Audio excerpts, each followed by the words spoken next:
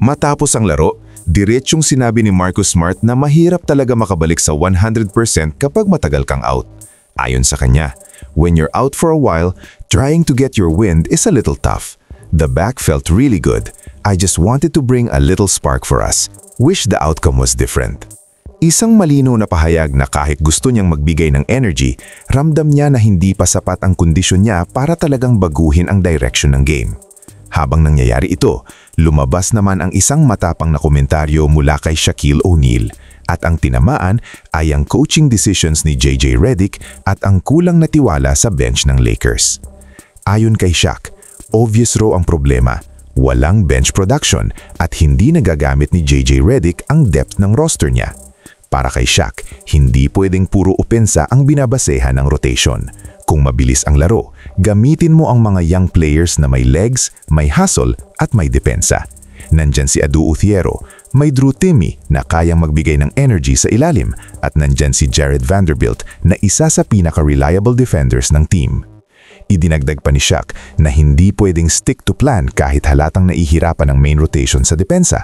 Sabi niya, kahit 3 offensive players pa ang ilagay mo, kung butas ang depensa, babagsak pa rin ang sistema.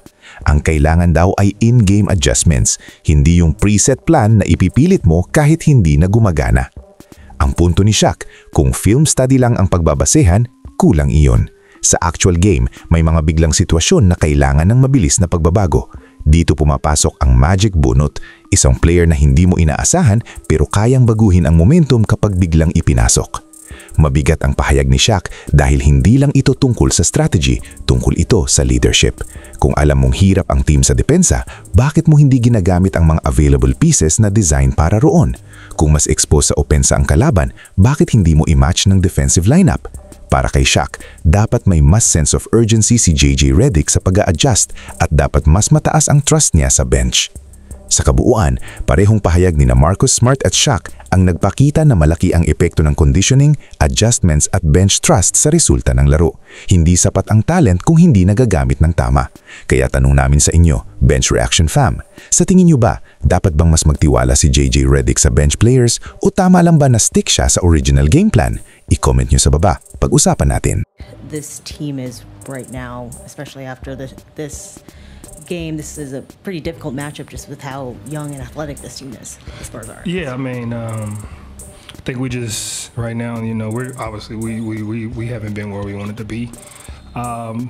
You know, coming back East Coast, long trips. We just got to refocus, got to recalibrate. Right now, you know, we're kind of droggy, and you know, we're seeing